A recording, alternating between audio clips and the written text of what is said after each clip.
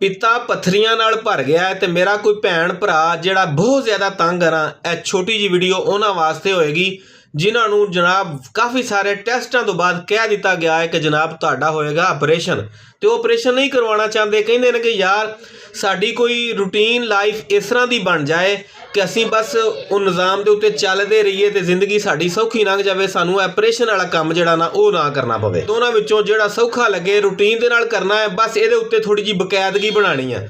ਪਹਿਲੇ ਨੰਬਰ ਤੇ ਕੀ ਕਰਨਾ ਹੈ ਕਿ ਜਨਾਬ ਮੂਲੀ ਦਾ ਪਾਣੀ, ਸਵੇਰੇ ਖਾਲੀ ਪੇਟ 1 गिलास मूली का पानी पी लिया करो। इंशाअल्लाह अल्लाह की रहमत नाल ना सेहत काफ़ी सारी रिलीफ मिलेगा, काफ़ी बेहतरी जी पित्ते की पत्थरियां की वजह तो तंगी होंदी है ना, उस तंगी तो बचे रहोगे। दूसरे नंबर के उत्ते जिहड़ा काम करने वाला वो हैगा कि जनाब पुदीने के पत्ते लैने ने, कोई 8-10 पत्ते 1 कप पानी च पा के ते उस पानी नूं पका लो, तो जो तकरीबन अद्धा को पानी रह जाए ना ला के ना तो चाह तरह निके निके घुट ला के नीम गर्म पानी पी लिया दिन च 1 दफ़ा या 2 दफ़ा। ये भी सेहत काफ़ी बेहतर रही है, क्योंकि इस तरह के मरीजों को अक्सर उल्टी आ जाती है, मूँह च पानी आ जाता है, इस तरह के मामलात बन जाते हैं। तबीयत इंशाअल्लाह बेहतर रहेगी। दुआवां याद रखिया जे। अस्सलाम वालेकुम।